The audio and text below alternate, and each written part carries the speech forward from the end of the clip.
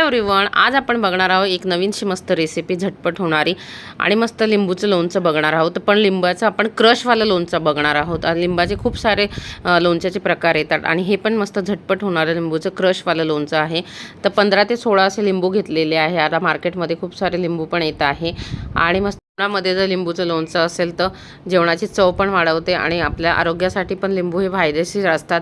तर तुम्ही कोणत्या पण वेळेने म्हणजे लिंबू पाणी असेल, लिंबूचं लोणचं असेल तर आहारामध्ये लिंबूचा समावेश केला पाहिजे। तर आपल्याला सी विटॅमिन पण मिळतं आणि चांगलं असतं बॉडीसाठी पण। तर हे 15-16 असे लिंबू घेतले, त्याला छानपैकी वॉश करून घ्यायचं। त्यानंतर असं कोमटचं पाणी करायचं थोडंसं गरम आणि त्यानंतर 15-20 मिनिट त्याला लिंबू असताना त्याला भिजत ठेवायचे। म्हणजे त्याचं वरचं जे साल्ट असतं ना ते असं थोडंसं नरम होऊन जातं। म्हणजे आपल्याला पुढे जे प्रोसेस करायचं आहे लोणचं बनवून त्याला ते व्यवस्थित कापल्या पण जातं, असं कडक पण नाही राहत आणि मग आपल्याला असं दाताखाली पण येणार नाही। म्हणजे क्रशवालं लोणचं बनवतोय ना त्यामुळे। आणि त्यानंतर मग एक टिश्यू पेपर किंवा रुमालाने आपल्याला व्यवस्थित ते पाणी साफ करून घ्यायचं, व्यवस्थित त्याला साफ करायचं, पाणी राहू नाही द्यायचं आहे, नाही तर मग ते खराब होईल। नाही तर मग असं तुम्ही व्यवस्थित पाण्याचा न वापर करता केलं तर जास्त दिवस पण टिकतं हे लोणचं, 1-1 वर्ष पण। तर व्यवस्थित त्याला पहिले साफ करून घ्यायचं आणि नंतर आपल्याला फॅन खाली थोडंसं 5 मिनिट त्याला व्यवस्थित ते कोरडे झाले पाहिजे। म्हणजे कोरडे झाले का आपल्याला थोडा पण पाण्याचा अंश नाही पाहिजे, त्याच्यामध्ये राहायला नाही पाहिजे, नाही तर पाणी असलं तर मग लिंबू खराब होतात मग त्याला आणि बुरशी पण लागते त्या लोणच्याला। असे व्यवस्थित साफ करून घ्यायचे। त्यानंतर आपल्याला त्याला फोडी करून घ्यायच्या आहे। आपल्याला 4 फोडी करून घ्यायच्या आणि त्याच्यातल्या ज्या बिया असतात ना त्या पण काढून घ्यायच्या, कारण की बीमुळे कसं असतं कडवटपणा येतो आणि मग ते दाताखाली आणि कडू होतात। म्हणून मग आपल्याला 4 खाफी करून त्याच्या पहिले बिया व्यवस्थित काढून घ्यायच्या आहे बाजूला।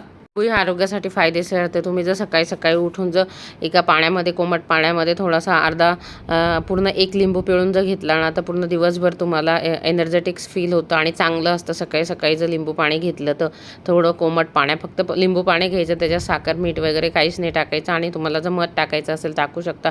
त्याचसारखे आपण जर आपल्या रोजच्या आहारामध्ये लिंबूचे जे वेगवेगळे प्रकारचे लोणचे असतात ते जे थोडंसं जेवण करताना आपण तोंडी लावायला घेतलं तर त्याचा पण समावेश आपल्या आहारामध्ये होतं। म्हणजे आपल्या पोटामध्ये कशा पण प्रकारे थोडासा लिंबू हा गेला पाहिजे। आणि ह्या व्यवस्थित फोडी म्हणजे फोडीतल्या ज्या बिया असतात ना त्या पण काढून घेतल्या। नंतर मिक्सर ग्राइंड घ्यायचा आणि त्याच्यामध्ये आपल्याला थोडे थोडे करून हे लिंबू आहे ना थोडेसे क्रश करून घ्यायचे आहे। म्हणजे त्याला फिरून घ्यायचं आहे। जे मिक्सर ग्राइंडर असतं, आपल्याकडे मिक्सर असतं सगळ्यांकडे, मस्त त्याला फिरून घ्यायचं आहे। 2 याच्यामध्ये एकाच साथ नाही टाकायचं, नाही तर मग ते फिरल्या नाही जात। 2दा तुम्ही मिक्सर लावू शकतात आणि पहिले थोडं थोडं करून असं आता म्हणजे त्याचं असं क्रश झाले पाहिजे, जास्त पण नाही, असं मिडियम प्रकारे असे झाले पाहिजे। म्हणजे खाताना असं वाटलं पाहिजे का लिंबूचं लोणचं आहे। आता आपण त्याला मिक्सर ग्राइंडमध्ये क्रश करून घेऊया।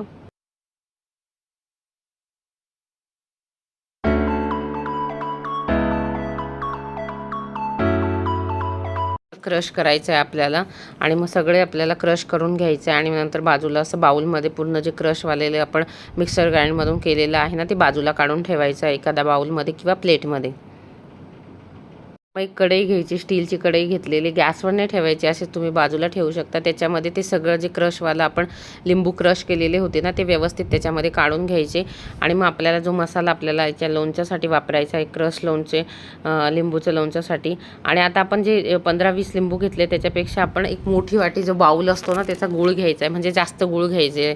तर मोठा जो बाऊल असतो ना तर असं तुम्ही मोजमाप केलं तर 2 वाटी गूळ त्याच्यामध्ये टाकू शकता। आम्ही मोठा बाऊलच टाकलेला आहे आणि मग त्याला मिक्स करून घ्यायचं व्यवस्थित, म्हणजे गॅसवर ठेवायच्या अगोदरच। गूळ आणि जे क्रश केलेला लिंबू असतो ना तो व्यवस्थित आपल्याला मिक्स करून घ्यायचा आहे पहिले, म्हणजे व्यवस्थित मिक्स झाला पाहिजे। गूळ पण सगळ्या ज्या क्रशवाले लिंबू असतात ना त्याला लागला पाहिजे। त्यानंतर आपल्याला गॅसवर ठेवायचं आहे, गॅसवर ठेवायचं आणि त्याला व्यवस्थित हलवून घ्यायचं। आता फक्त आपल्याला गूळ आणि लिंबू टाकलेला आहे आणि जे मसाले आहे ना नंतर मग आपल्याला त्याच्यामध्ये ॲड करायचे आहे। मग त्याला पण व्यवस्थित आपल्याला हलवून घ्यायचं आहे। गूळ पण विरघळायला सुरुवात होईल आणि व्यवस्थित ते मिक्स होईल। म्हणजे गॅसवर ठेवल्यावर पहिले थोडासा 5 मिनिट गॅस मोठा ठेवायचा, त्यानंतर कमी करायचा, कारण की लागू शकतात। गूळ म्हणजे करपल्यावर मग तो वास येईल आणि त्याच्यामुळे नंतर मग आपला जो गॅस आहे ना कमी गॅसवरच हे बनवायचं आहे, जास्त मोठा गॅस नाही ठेवायचा। हे बघा अशा प्रकारे गूळ विरघळलेला आहे व्यवस्थित आणि असं आपण नंतर आहे ना 10-15 मिनिट व्यवस्थित त्याला हलवत राहायचं आहे, म्हणजे लागला नाही पाहिजे व्यवस्थित। गूळ लागू पण शकतो आणि नंतर 1 ताली असा पाक झाल्यावर आपल्या हातामध्ये घेऊन बघायचं एक तार सुटली म्हणजे आपला गूळ आणि ते व्यवस्थित शिजलेलं आहे आणि व्यवस्थित ते मिक्स झालेलं आहे बघा अशा प्रकारे. आणि असं ठेवून नाही जायचं, थोडंसं हलवा लागतं, 10 मिनिट त्याला आपल्याला व्यवस्थित हलवून घ्यायचं आहे व्यवस्थित.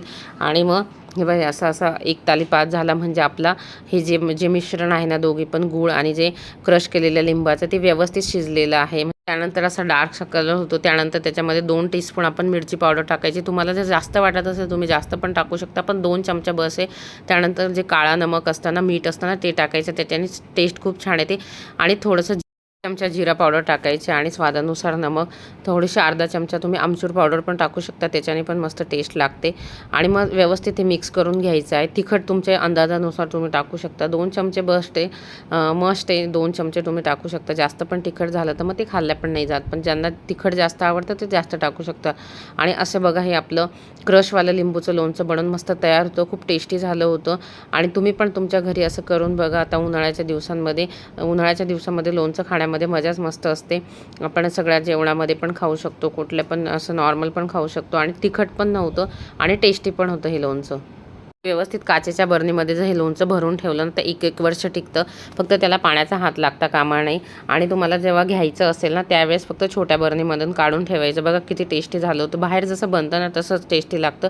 आणि मग आम्ही काचेची बरणी केलेली होती, त्याच्यामध्ये व्यवस्थित काढून घेतलं, त्याला साफ करून घेतलं. पाण्याचा म्हणजे पाणी नाही राहिलं पाहिजे त्या बरणीला कुठे पण. आणि ज्यावेळेस आपण जेवताना पण घेतो ना त्यावेळेस छोट्या एका बरणीमध्ये काढून घ्यायचं, म्हणजे डायरेक्ट याच्यामध्ये हात नाही टाकायचा. डायरेक्ट जर टाकला तर मग ते आपण जे खरकाटे हात असतात, काही आपल्याला हाताला पाणी वगैरे लागलेलं असतं किंवा जेवताना आपण असं डायरेक्ट जर घेतलं ना मग त्याच्यामध्ये ते कण पडतात आणि मग बुरशी लागण्याची शक्यता असते. त्यामुळे एका जेवणासाठी एक छोट्याशा बरणीमध्ये काढून ठेवायचं. हे बघा आपलं मस्त टेस्टी आणि घरच्या घरी हेल्दी क्रशवालं लिंबूचं लोणचं बनवून तयार झालेलं आहे. तुम्हाला जर ही रेसिपी आवडली असल्या व्हिडिओला लाईक करा, चॅनलला सबस्क्राईब करा आणि मला कमेंटद्वारे तुम्ही सांगा तुम्हाला ही रेसिपी कशी वाटली. बघूया आपण नेक्स्टच्या रेसिपीमध्ये. Bye bye.